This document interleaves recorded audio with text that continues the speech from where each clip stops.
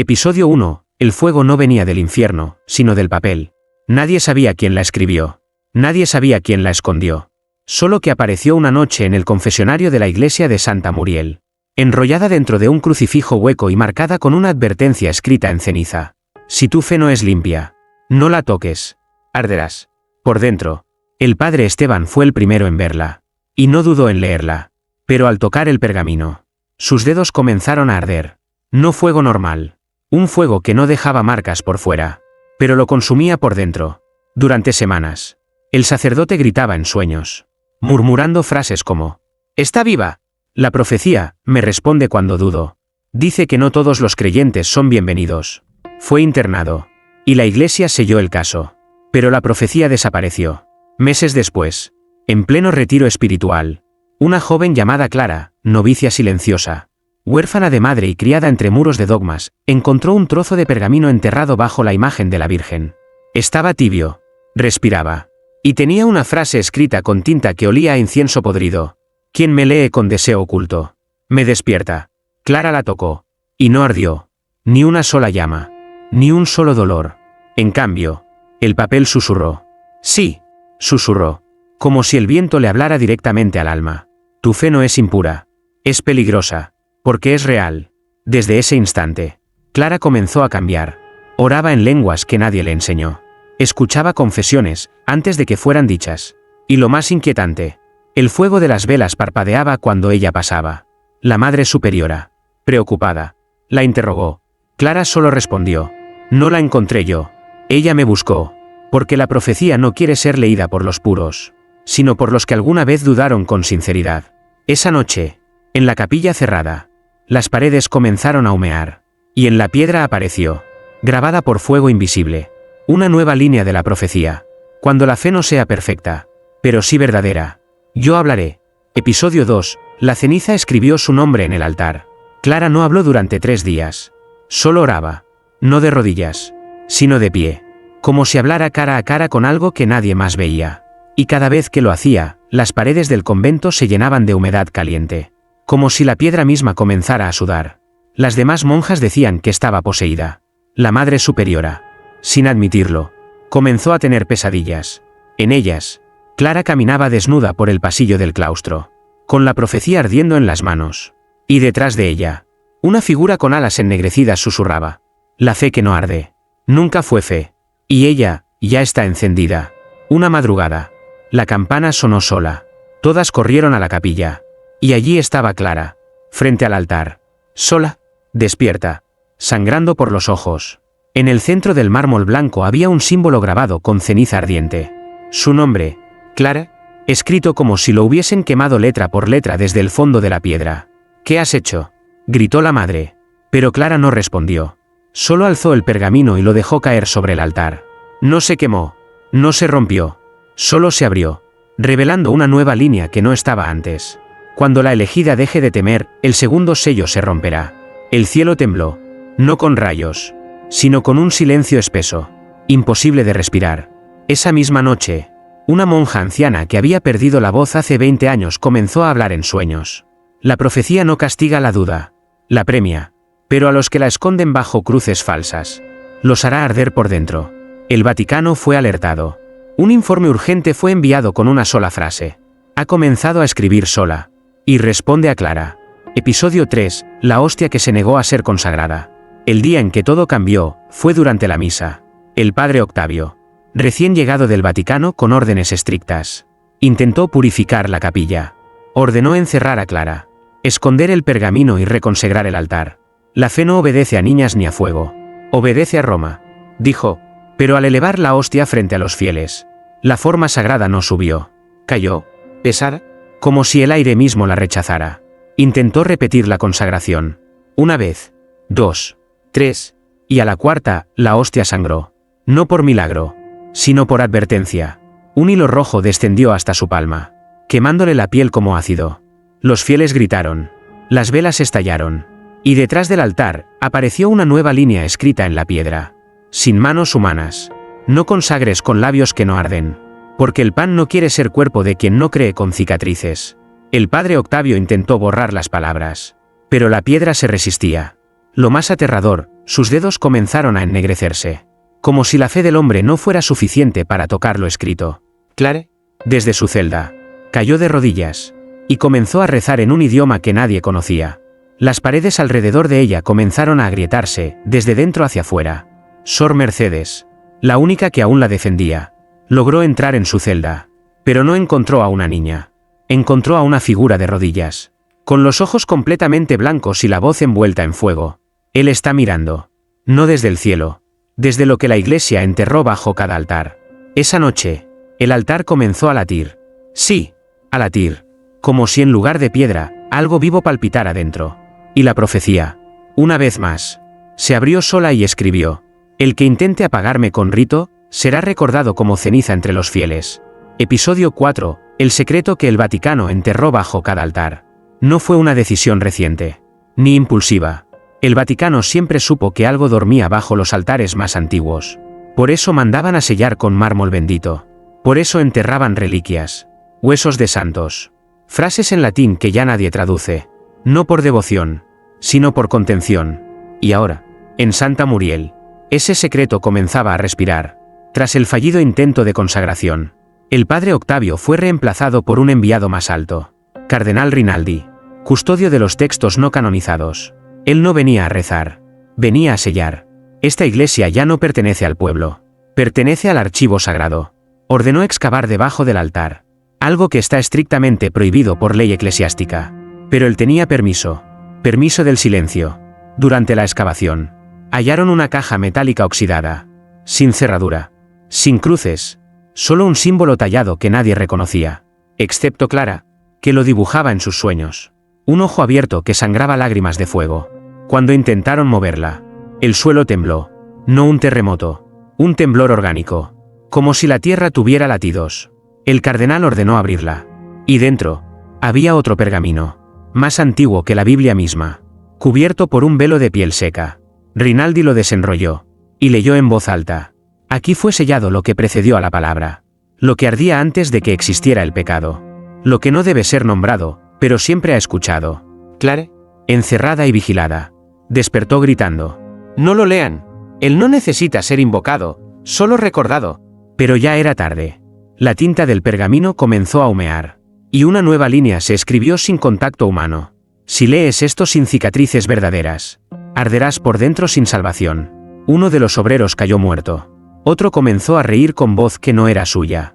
Y el símbolo del ojo sangrante apareció en cada columna de la iglesia, como si siempre hubiera estado allí. Episodio 5. El ojo que llora cuando alguien finge creer. El símbolo apareció en silencio. Primero, como una mancha de humedad en el confesionario. Después, en los mantos. Finalmente, en los párpados de quienes se arrodillaban sin fe. Era el mismo. Un ojo abierto, sin pupila, llorando una sola lágrima de fuego. Pero lo más inquietante no era verlo. Era lo que sucedía cuando alguien lo ignoraba. Un joven seminarista llamado Julián, conocido por sus rezos perfectos y su sonrisa inquebrantable, se acercó al altar una mañana. Dijo estar listo para recibir el llamado, para consagrarse. Pero mientras pronunciaba sus votos, el ojo apareció en su frente. Y sangró. El cardenal Rinaldi quiso bendecirlo, pero el agua bendita hervía al tocar su piel. Y Julián, en shock, comenzó a temblar. Sus labios se movían solos, como si otra voz hablara a través de él. Los que fingen creer, abren puertas que ni el infierno quiere cruzar. El templo entero quedó en silencio. Y Clara, desde su celda, sonrió por primera vez. Ya empezó a mirar. Susurró: y no deja de llorar. Las cámaras de seguridad mostraron lo imposible. El símbolo del ojo sangrante latía. Cada vez que alguien mentía en oración, una lágrima caía desde el muro donde había aparecido. Pero lo más escalofriante ocurrió a medianoche. La estatua de San José, ubicada en lo alto de la iglesia, comenzó a inclinarse hacia el centro. Y de sus ojos tallados, brotaron dos líneas rojas, formando el mismo símbolo, como si la piedra también hubiera fingido fe durante siglos, y ahora fuera castigada. El pergamino volvió a abrirse. No por manos, por aire. Y la nueva línea no estaba escrita con tinta, ni con ceniza. Estaba formada por pequeñas gotas de sangre que no tocaban el papel. Flotaban apenas sobre él. La profecía no castiga al que duda, castiga al que ora sin verdad. Episodio 6. La oración que encendió la carne de los hipócritas. No fue un incendio. No hubo llamas. Pero esa noche, Varios cuerpos ardieron, por dentro. Todo ocurrió durante la vigilia de expiación. El cardenal Rinaldi, desesperado por retomar el control espiritual del templo, organizó una oración colectiva. Convocó a fieles, sacerdotes, monjas y seminaristas. Todos debían rezar al mismo tiempo. Una sola plegaria, una sola voz. Pero la fe no se puede fingir al unísono. Clare, aún aislada, comenzó a temblar apenas cayó la noche. La celda se llenó de humo. Aunque no había nada encendido, ella solo murmuraba. La profecía no acepta falsedad en coro. Y esta noche vendrá por sus gargantas. A las 3:03 a.m. Justo cuando la oración llegaba al Padre Nuestro, algo invisible atravesó la nave central de la iglesia. Un viento seco, caliente, como el aliento de algo antiguo. Y entonces, comenzó. Uno por uno, los que nunca creyeron verdaderamente, comenzaron a arder desde dentro. Primero, el seminarista que usaba la sotana como escudo. Después, la monja que rezaba por rutina. Y luego, el sacerdote que predicaba solo para ser visto. No gritaban. Sus cuerpos se encendían en silencio. Y de sus bocas salía humo blanco, espeso, con olor a incienso corrompido. El suelo del templo se agrietó. Las velas se apagaron solas. Y el símbolo del ojo llorando fuego comenzó a sangrar desde el techo. Como si el cielo llorara sangre antigua. El pergamino, guardado bajo llave, reapareció abierto sobre el altar. Y escrito con carbón recién quemado. Apareció la siguiente línea. El fuego que no se ve, es el juicio que solo arde en los falsos. Rinaldi cayó de rodillas. Su piel estaba intacta, pero sus ojos sangraban. Él también había orado. Él también había fingido. Clare, desde su celda, exhaló una sola palabra. Ahora sabe quién sí, y quién solo aparentaba. Episodio 7. El rezo que dejó ciego a quien no creía en sus propias palabras. No fue la oscuridad. Fue el exceso de luz. Una luz tan intensa que no iluminaba, quemaba por dentro de los ojos. Todo comenzó con el hermano Elías. Un hombre conocido por rezar fuerte, claro, impecable. Memorizaba cada salmo, cada salve, cada pasaje. Pero su fe no sonaba desde el alma. Sonaba como un eco que buscaba aprobación. Esa noche, frente al altar, decidió desafiar lo que él llamaba el mito de la profecía ardiente. Se colocó frente al pergamino. Alzó los brazos y gritó. Si este fuego es real, que me toque. Si arde con verdad, que me ciegue. El silencio respondió primero. Después, el rezo, pero no de su boca, del aire. La iglesia entera comenzó a repetir sus propias palabras, como si las paredes hubieran escuchado, y ahora las devolvieran con juicio. Elías retrocedió. Sus pupilas se dilataron. Y entonces, la luz estalló. Solo él la vio, solo él la sintió, y cayó al suelo con los ojos abiertos, sangrando lágrimas blancas.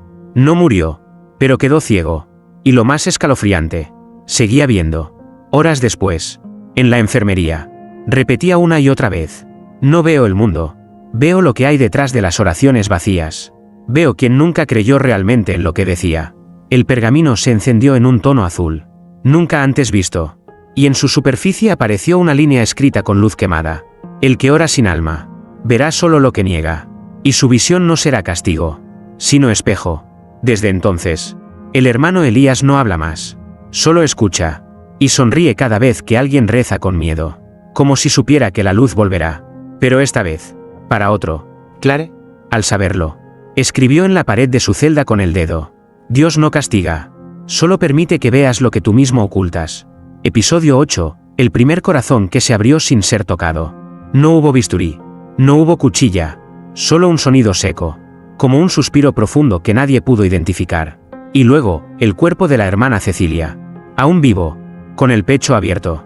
Fue durante la madrugada, mientras dormía en su celda. Las demás monjas la encontraron sentada en su cama, los ojos cerrados y las manos unidas en oración. Pero su hábito estaba empapado en sangre.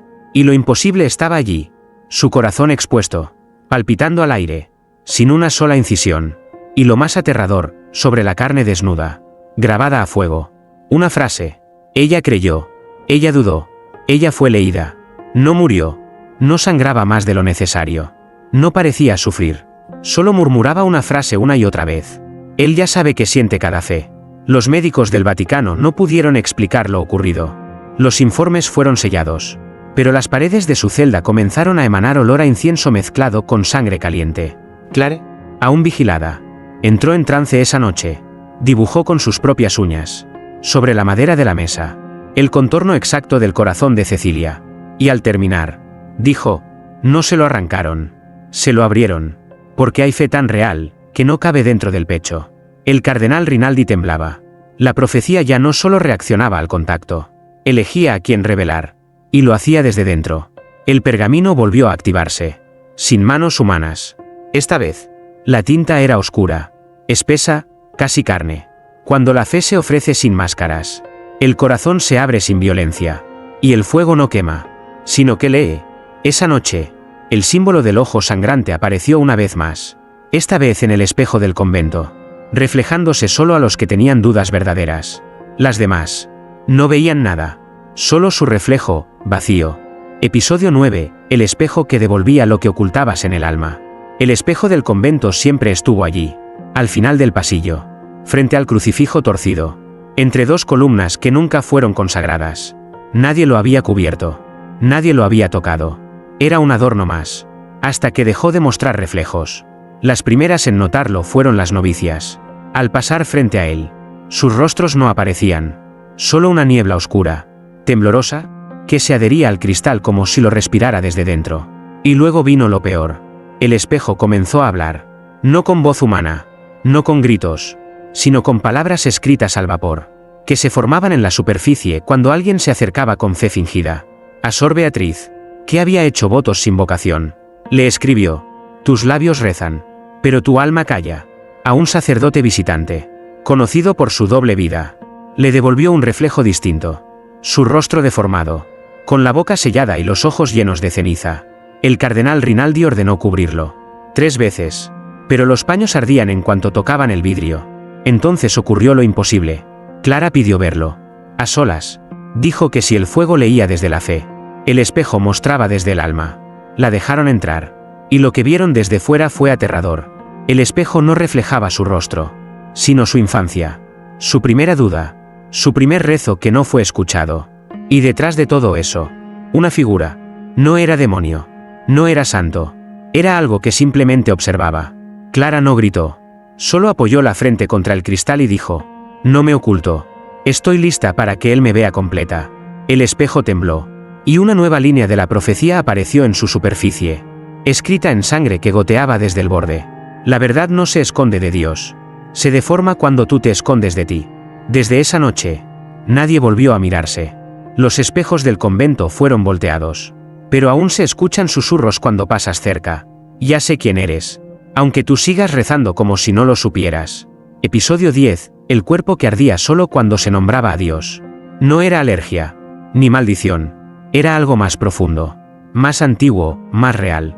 Todo comenzó con Mateo, un joven peregrino que llegó solo, sin hablar con nadie, caminando descalzo bajo la lluvia. Pidió entrar al templo sin bendecirse. Pidió rezar, sin arrodillarse. Pero lo que más desconcertó fue su advertencia: no puedo decir su nombre. Cada vez que lo hago, ardo. Nadie le creyó. Hasta que, durante la misa, el padre mencionó en voz alta: Dios. Y Mateo, sentado al fondo, gritó. Su piel comenzó a enrojecer. Las venas se marcaron como carbones encendidos. Y en su espalda apareció, por sí sola, una palabra grabada como por hierro: falso. Intentaron exorcizarlo, pero no hablaba lenguas prohibidas, no insultaba, solo lloraba, y cada lágrima humeaba como si el fuego no estuviera fuera, sino en su alma. Clara lo miró desde lejos y dijo: no es un castigo, es una advertencia viviente.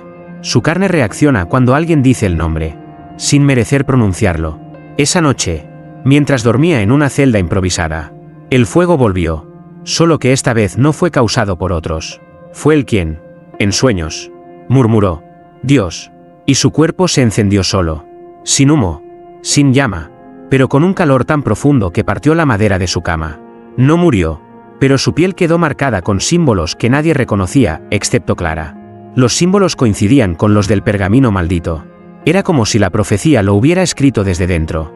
El fuego no buscaba destruirlo.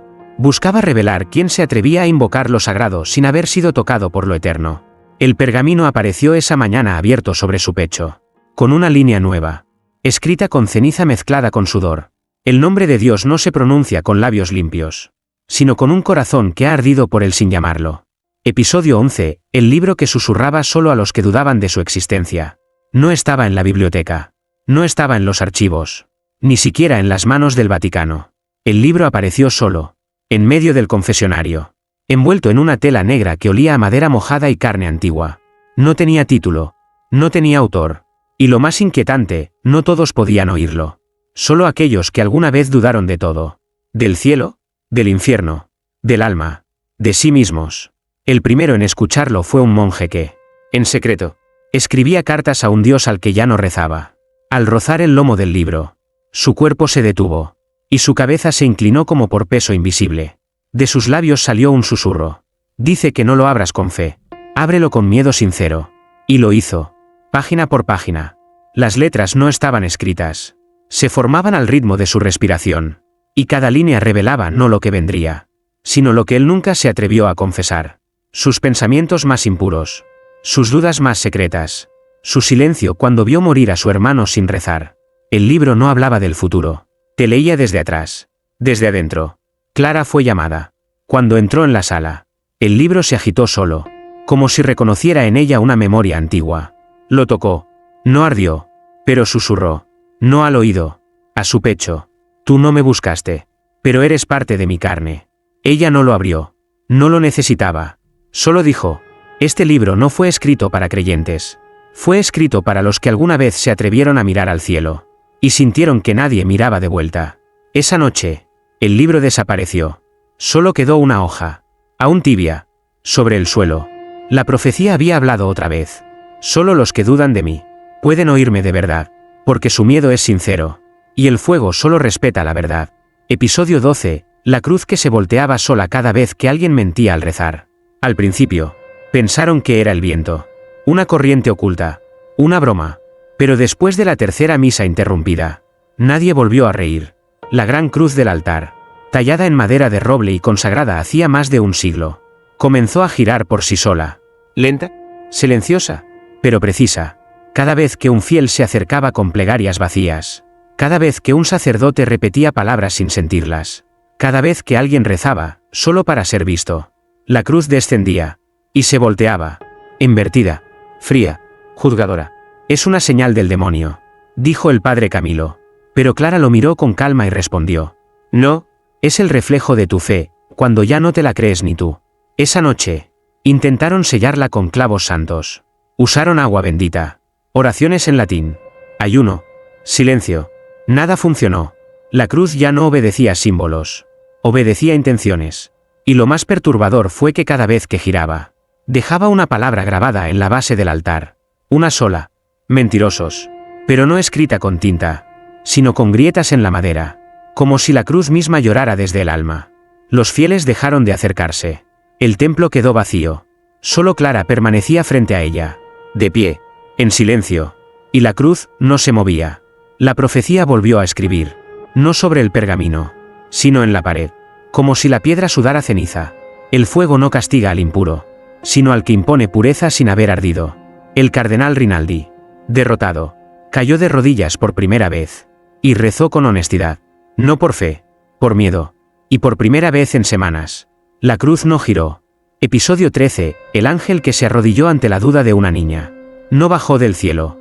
No tenía alas de oro ni túnica brillante. Tampoco anunciaba nada. Simplemente, apareció, sentado en el último banco de la iglesia vacía, mirando al altar como si recordara algo que nadie más pudiera ver. Clara fue la primera en notarlo. Él no movía los labios, pero ella escuchaba su voz, dentro de su pecho. No era una voz de mando. Era una voz herida, cansada, antigua. No vengo a juzgar. Vengo a pedir perdón. Por lo que callamos cuando los que dudaban, solo querían ser escuchados. Clara se acercó. Llevaba en sus manos el pergamino, ahora tan viejo que parecía hecho de piel viva, y le preguntó con firmeza, ¿por qué arde? ¿Por qué el fuego no toca a los puros, sino a los que aman con grietas? El ángel bajó la mirada, y por primera vez, lloró. Sus lágrimas no eran de luz, eran oscuras, pesadas, como si cada gota llevara el peso de siglos de silencio celestial.